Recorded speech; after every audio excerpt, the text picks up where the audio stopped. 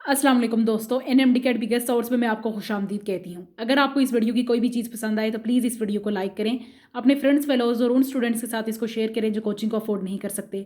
इसके साथ ही अगर आप हमारे चैनल पे नए हैं तो प्लीज़ हमारे चैनल को सब्सक्राइब कर दें।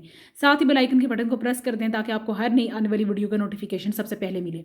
आज जो मैं टॉपिक आपसे डिस्कस करने जा रही हूँ इसका नाम है एंटीबॉडी। एंटीबॉडी जो है वो फ्रेश एफएससी स्टूडेंट्स और एनएमडी कैट स्टूडेंट्स दोनों के लिए ये इक्वली एप्लीकेबल है। पहली चीज़ जो एंटीबॉडी के बारे में लिखी है वो लिखी है कि एंटीबॉडी या इम्यूनोग्लोबिन जो हैं ये ग्लोब्यूलर प्रोटीन्स हैं और इनको बी लिम्फोसाइट्स ने मैन्युफैक्चर किया है।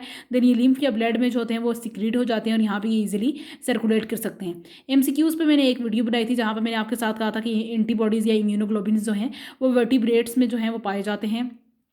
एक लिम्फोइड स्ट्रक्चर है जिसमें ये क्या होते हैं बनते हैं और देन लिम्फ और ब्लड में ये इजीली सिक्रीट हो जाते हैं। जैसे एंटीजन का दूसरा नाम जो था वो इम्यूनोजन था, इसी तरह एंटीबॉडीज़ का दूसरा नाम क्या है, इम्यूनोग्लोबिन्स है।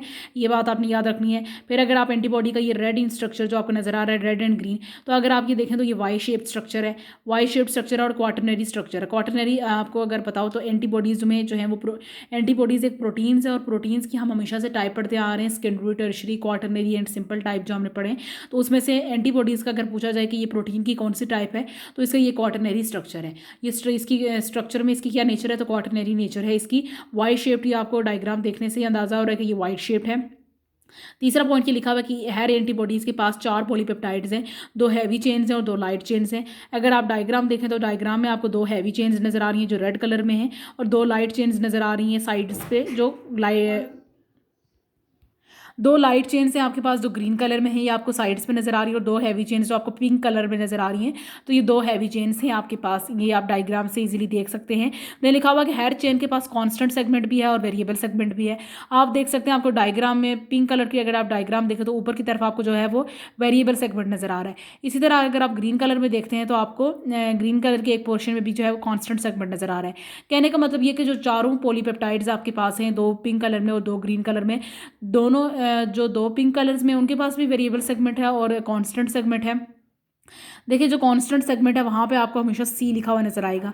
पिंक कलर की डायग्राम में आप अगर आप नीचे की तरफ देखें तो आपको सी एक पोर्शन नजर आ रहा है, ये कांस्टेंट सेगमेंट है।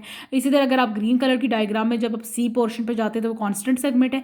इसी तरह और जो दूसरा पोर्शन आपको वी कलर में नजर आ रहा है तो वो वेरिएबल सेगमेंट है। ये उन्होंने आपकी आसानी के लिए यहाँ पे मेंशन भी कर दिया। ये देखिए ये वेरिएबल सेगमेंट है, यहाँ पे ये कांस्टेंट सेगमेंट है, देन ये वेरिएबल सेगमेंट है, देन कांस्टेंट सेगमेंट है। अगर आप 2 हैवी चेन्स में देखते हैं तो ये आपके पास कांस्टेंट सेगमेंट नजर आ रहा है और आपके पास ये जो है पोर्शन है ये आपको वेरिएबल सेगमेंट की फॉर्म में नजर आ रहा है। एंटीबॉडी वो इजी स्ट्रक्चर है जो आप just by seeing the diagram you can learn it. आप डायग्राम को देख के इसको मेमोराइज कर सकते हैं, लर्न कर सकते हैं, इजी सा टॉपिक है ये। लिखा है कांस्टेंट रीजन में जो होता है वो अमाइनो एसिड सीक्वेंस कांस्टेंट होता है with in the particular immunoglobulin class. अच्छा ये चीज़ जो है ये भी मैं एमसीक्यूज में डिस्कस कर चुकी हूँ कि जी कॉन्स्टेंटेंसी का ये एक जो फैक्टर है ना ये एक क्लास में कांस्टेंट है। यानी अगर आप मैं आपको इस तरह समझाना चाहूँगी क्लास 11 में जितने भी स्टूडेंट्स हैं वो एक टाइप के हैं, एक तरह के, तो वो कॉन्स्टेंट है। लेकिन वो क्लास 12 के स्टूडेंट्स के मुकाबले में कॉन्स्टेंट नहीं होंगे, तब वो वेरी करेंगे, तब वो अमाइनो एसिड का सीक्वेंस होगा वेरिएबल होगा। लेकिन with in the same class amino acid sequence होता है वो कांस्टेंट होता है। तो हम ये चीज़ डिस्कस कर रहे थे कि जो अमाइनो एसिड का सीक्वेंस कांस्टेंट होता है वो एक क्लास में कांस्टेंट होता है। लेकिन जो ही क्लास बदल जाएगी तो क्लास टू क्लास जो होगा वो अमाइनो एसिड का सीक्वेंस जो है वो कांस्टेंट होगा। With in the same class amino acid sequence is not constant, it is just like same. एक रीज़न ये बताई जा रही है कि अगर हम कहें कि एंटीबॉडी को हम एंटीजन एंटीबॉडी साइट क्यों कहते हैं तो ये रीज़न ये है कि वेरिएबल सेगमेंट जो होता है उसके पास डिफरेंट अमाइनो एसिड सीक्वेंस है एंटीबॉडी में, इसलिए जो है एंटीबॉडी जो है एंटीजन बाइंडिंग साइट भी ऐड करती हैं। एंटीजन बाइंडिंग साइट का मतलब ये होता है कि जहाँ पे एंटीजन बाइंड कर सकती है। तो आपको नज़र आ रहा होगा कि चारों पॉलीपेप्टाइड्स पे आपको एंटीजन बाइंडिंग साइट्स नज़र आ रही हैं। जो कॉर्नर टाइप स्ट्रक्चर है यहाँ पे ये चारों कॉर्नर जो आपके पास नज़र आ रही हैं एंटीजन बाइंडिंग साइट से, यहाँ पे एंटीजन जो है आपको बाइंड फॉर्म में नज़र आएंगी। आप एंटीजन बाइंड करने की जगह है। एंटीजन जब एंटीबॉडी के साथ बाइंड होती है तो आपको पता होगा कि एंटीबॉडी को प्रोड्यूस करने वाला स्ट्रक्चर भी एंटीजन था, लेकिन बाद में एंटीबॉडी जो होती है वो एंटीजन को जो होती है डिस्ट्रॉय कर देती है। ठीक है, लिखा हुआ कि हर एंटीबॉडी के पास 2 एंटीजन बाइंडिंग साइट्स होती हैं। हर एंटीबॉडी आपको जो नज़र आ रही है उसके पास 2 एंटीजन बाइंडिंग साइट्स हैं। देखिए यहाँ पे एक एंटीजन बाइंडिंग साइट है, ये इन 2 पॉलीपेप्टाइड्स पे, और एक एंटीजन बाइंडिंग साइट ये है, यानी 2 एंटीजन बाइंडिंग साइट्स हैं हर एंटीबॉडी के पास। एंटीबॉडी से ज़्यादा जो आते हैं वो आपके पास एमसीक्यूज़ ही आते हैं। तो एमसीक्यूज़ में आपके पास कुछ चीज़ें जो है वो अपने ज़हन में रखनी है। एक तो ये है कि हर 4 पॉलीपेप्टाइड्स आपके पास नजर आएंगी। हर पॉलीपेप्टाइड के पास वेरिएबल सेगमेंट भी है और अमाइनो एसिड सीक्वेंस भी है। यहाँ पे मैंने आपको एमसीक्यूज में आपके साथ ये बात मैंने शेयर की थी कि ये एंटी पॉलीपेप्टाइड्स जो हैं वो एक दूसरे के साथ कैसे अटैच हैं। तो आपको याद होगा कि डाइसल्फाइड ब्रिजेस हमने पढ़ा था वहाँ पे एमसीक्यूज में, और एसएस ब्रिजेस भी कहते हैं उन्हें। फिर यहाँ पे ये देखिए ये एंटीजन बाइंडिंग साइट्स हैं। हर एंटीबॉडी के पास 2 एंटीजन बाइंडिंग साइट्स होती हैं। फिर हमने क्या पढ़ा कि एंटीबॉडी का दूसरा नाम जो है वो इम्यूनोग्लोबिन्स भी है। फिर आपसे पूछा जाए कि एंटीबॉडी का स्ट्रक्चर कौन सा, तो आप उसे टर्शरी स्ट्रक्चर कह सकते हैं। प्रोटीन इन नेचर है, तो प्रोटीन की कौन सी टाइप है, ग्लोब्यूलर प्रोटीन्स भी होते हैं। प्रोटीन की एक दूसरी टाइप भी है जो अभी मेरे जहन में नहीं आ रही, लेकिन ग्लोब्यूलर प्रोटीन्स हैं एक आपके पास। तो ग्लोब्यूलर प्रोटीन्स की टाइप है, क्वाटरनरी स्ट्रक्चर है, 4 चेन्स हैं, कांस्टेंट और वेरिएबल सेगमेंट है। और कांस्टेंट सेगमेंट जो है विद इन द क्लास जो है वो कांस्टेंट सेगमेंट है। क्लास टू क्लास जो है वो अमाइनो एसिड का सीक्वेंस वेरी करता है। लास्ट जो चीज़ आपके साथ हम डिस्कस करेंगे वो चीज़ है mode of action of antibodies. Antibodies mode of action का मतलब है कि एंटीबॉडीज़ कैसे फंक्शन परफॉर्म करती हैं, कैसा अपना एक्शन करती हैं। Mode of action of antibodies में एक्चुअली मेरे पास जो है वो 3 स्टेप्स हैं। और पहला स्टेप में जो हम डिस्कस करेंगे उसका नाम है न्यूट्रलाइजिंग इन एंटीजन। एंटीजन को न्यूट्रलाइज करना, ये बात हम पहले से कई दफ़ा मैं अपनी वीडियोस में इम्यून सिस्टम की वीडियोस में ये बात डिस्कस कर चुकी हूँ कि जब एंटीजन एंटीबॉडी को बना के ख़त्म हो जाता है तो एंटीबॉडी क्या करती है, एंटीबॉडी उसे डिस्ट्रॉय कर देती है, न्यूट्रलाइज कर देती है। तो पहला स्टेप भी यहाँ पे हम यही पढ़ेंगे। लिखा हुआ कि एंटीबॉडी जब एंटीजन के साथ बाइंड करती है, ये देखिए ये बाइंडिंग साइट है यहाँ पे। तो जब एंटीबॉडी यहाँ पे एंटीजन के साथ बाइंड हो जाती है तो क्या बन जाता है, एंटीजन एंटीबॉडी कॉम्प्लेक्स बन जाता है। ठीक है, अब antigen antibody complex forms the shield around the antigen. जो यहाँ पे एंटीजन एंटीबॉडी कॉम्प्लेक्स होता है ना, वो एंटीजन के साइड पे एक शील्ड बना देता है। शील्ड का क्या मतलब है, एक प्रोटेक्शन लेयर बना देता है जो आपको प्रोटेक्ट कर सके। इसका लिखा हुआ है कि प्रिवेंटिंग द नॉर्मल फंक्शन, यानी एंटीजन को फंक्शन से बचा लिया जाता है। एंटीजन अब कोई फंक्शन परफॉर्म नहीं कर पाएगी। ठीक है, this is how the toxin from the bacteria can be neutralised. लिखा हुआ कि यही वो तरीका है जिसके ज़रिए से हम बैक्टीरिया को न्यूट्रलाइज कर सकते हैं। या एक सेल जो है वो viral antigen, how a cell can prevent the viral antigen from binding to body cell. और यही वो तरीका है जिसके ज़रिए से किसी भी एंटीजन क्या है, एंटीजन को कई दफ़ा एक प्रोटीन है, लेकिन एंटीजन एक फॉरेन पार्टिकल भी है। फॉरेन पार्टिकल का मतलब यही है कि कोई डिजीज़ कॉजिंग बैक्टीरिया है, डिजीज़ कॉजिंग थिंग है जो आपकी बॉडी को ज़रूरत नहीं है और आपकी बॉडी के लिए हार्मफुल है, और हमें उसे न्यूट्रलाइज करना है। तो न्यूट्रलाइज करने का तरीका यही है, वो एंटीजन को कहीं बाइंड होने नहीं दिया जाता किसी भी बॉडी सेल के साथ, और इसी तरह आप इन्फेक्शन से भी बच सकते हैं। आपको याद है कि एंटीजन को हमने न्यूट्रलाइज करना है। एंटीजन जब एंटीबॉडी के साथ अटैच होगी तो एंटीजन एंटीबॉडी कॉम्प्लेक्स बना देगी। यानी कॉम्प्लेक्स जहाँ पे भी बनता है, हम हमेशा से पढ़ते हैं कि जहाँ पे भी कोई कॉम्प्लेक्स है तो वो एक इंटरमीडिएट स्ट्रक्चर होता है। इंटरमीडिएट का मतलब होता है एक वक्ती तौर पर स्ट्रक्चर जो बनता है उसे हम इंटरमीडिएट स्ट्रक्चर कहते हैं। यहाँ पर जो बन गया है, और इस एंटीजन एंटीबॉडी कॉम्प्लेक्स के बनने के बाद यहाँ पर जो है एंटीजन की साइड पर एक शील्ड लाइक स्ट्रक्चर बन जाता है, एक लेयर बन जाती है जिसके ज़रिए से उसके तमाम तरह के फंक्शन, तमाम तरह के जो उसके अहकाम है वो रोक दिए जाते हैं एंटीजन के। तो जब तमाम तरह के फंक्शन से एंटीजन को रोक दिया गया है तो अब एंटीजन जो एक डिजीज़ काजिंग सब्सटेंस है, हमारे पास एक बीमारी फैलाने वाला एक नुक्ता है, तो वो ख़त्म हो जाएगा। एंटीजन ने जो बीमारी फैलानी थी वो एक वहीं पर रुक गई है, या इसी तरह से हम जो है वो बैक्टीरिया को भी न्यूट्रलाइज कर सकते हैं। सेकेंड स्टेप जो हम डिस्कस करने जा रहे हैं उसका नाम है एक्टिवेटिंग कॉम्प्लीमेंट। कॉम्प्लीमेंट को एक्टिवेट कैसे किया जाता है, यहाँ पे पहला स्टेप लिखा हुआ कि लीवर जो है group of plasma proteins carry करता है। लीवर में ग्रुप ऑफ प्लाज्मा प्रोटीन्स मौजूद हैं, लेकिन ये इनएक्टिव होते हैं बॉडी में। इनएक्टिव के बाद आके क्या लिखा हुआ कि एंटीजन एंटीबॉडी कॉम्प्लेक्स बनाते हैं। जाहिर सी बात है एंटीजन एंटीबॉडी कॉम्प्लेक्स दोबारा से बन गया। ट्रिगर द सीरीज ऑफ आरएक्सिन। आरएक्सिन जो है मैं हमेशा से रिएक्शन के लिए शॉर्ट वर्ड यूज़ करती हूँ आरएक्सिन के लिए, तो आप इसको समझ लीजिए कि ये रिएक्शन जो थे सीरीज ऑफ रिएक्शन स्टार्ट हो जाते हैं यहाँ पे। ठीक है, उसके बाद लिखा हुआ कि इन रिएक्शंस के बाद ये प्रोटीन्स एक्टिवेट हो गए हैं। जो आपके पास प्लाज्मा प्रोटीन्स इनएक्टिव स्टेट में थे, अब दोबारा से ये एक्टिवेटेड स्टेट में हो गए हैं। कुछ एक्टिवेटेड प्रोटीन्स का ये फंक्शन है और कुछ एक्टिवेटेड प्रोटीन्स का, कॉम्प्लीमेंट प्रोटीन्स का ये फंक्शन है। एक्टिवेटेड प्रोटीन्स क्या हैं, क्लस्टर टुगेदर। क्लस्टर टुगेदर का क्या मतलब होता है, एक गुच्छे की फॉर्म में आपस में इकट्ठे हो जाते हैं। देन लिखा हुआ कि फॉर्म द पोर या चैनल। पोर बना देते हैं, कोई सुराख बना देते हैं या कोई रास्ता बना देते हैं। Inserts into the microbes of plasma membrane. ये पोर या चैनल कहाँ पे बना है, यही चीज़ जो है मैं आपके साथ पीछे डिस्कस कर चुकी हूँ अपनी बी सेल की एक्टिवेशन में, या आपको याद हो तो मैंने आपके साथ डिस्कस किए थे। क्या नाम था, टी सेल की एक टाइप थी आपके पास, साइटोटॉक्सिन टी सेल, अगर आपको याद हो।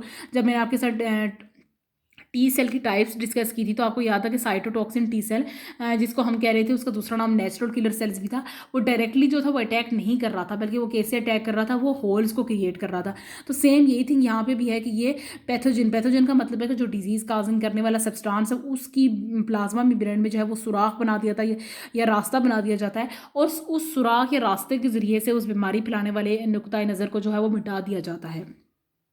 तो आपके पास अदर कॉम्प्लीमेंट फैक्टर्स का फंक्शन आपके पास बताया जाता है कि काज द कीमोटैक्सिस करता है, इन्फ्लेमेशन का प्रोसेस स्टार्ट हो जाता है, और इन दोनों प्रोसेस की वजह से वाइट ब्लड सेल्स जो होते हैं वो इन्वेजन साइट पे इंक्रीज हो जाते हैं।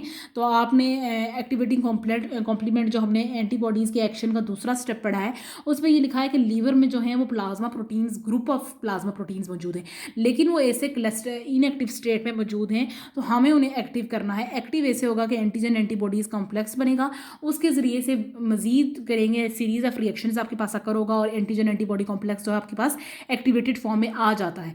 एक बार जब वो एक्टिवेटेड फॉर्म में आ जाए तो कुछ प्रोटीन्स उसमें से एक जगह पे इकट्ठे हो जाते हैं, वो एक सुराख के ज़रिए से जो है वो पैथोजन के प्लाज्मा मेम्ब्रेन में एक सुराख बना देते हैं, एक रास्ता बना देते हैं, जिसकी वजह से बीमारी फैलाने वाला वो एलिमेंट जो है वहाँ से रिमूव हो जाता है। दूसरे कॉम्प्लीमेंट प्रोटीन्स क्या करते हैं, वो कीमोटैक्सिस करते हैं, इन्फ्लेमेशन करते हैं। इन्फ्लेमेशन को भी मैं डिस्कस कर चुकी हूँ अपनी पिछली वीडियोज़ में, आप उस पूरे टॉपिक को वहाँ से देख सकते हैं। और इन दोनों प्रोसेस की वजह से जो है वो वाइट ब्लड सेल्स जो होते हैं वो इन्वेजन साइट पर अकर हो जाते हैं। तीसरे पॉइंट को हम डिस्कस करने जा रहे हैं। तीसरा पॉइंट जो मैं आपके साथ डिस्कस करने जा रही हूँ उसका नाम है प्रेसिपिटेटिंग द एंटीजन। प्रेसिपिटेट का मतलब आपको पता है कि किसी भी चीज़ की प्रेसिपिटेशन करवाना, जस्ट लाइक उसको पाउडर फॉर्म में कन्वर्ट करना, या इस तरह की चीज़ें जो हैं उसको हम प्रेसिपिटेटिंग फॉर्म कहते हैं। उसने लिखा कि sometimes antibodies bind to the free antigen, ठीक है, सेम फ्री एंटीजन। उसने कहा कि एंटीबॉडीज होती हैं वो फ्री एंटीजन के साथ बाइंड हो जाती हैं, एंड देन क्या प्रोसेस अकर होता है, cause the antigen to precipitate out of the solution.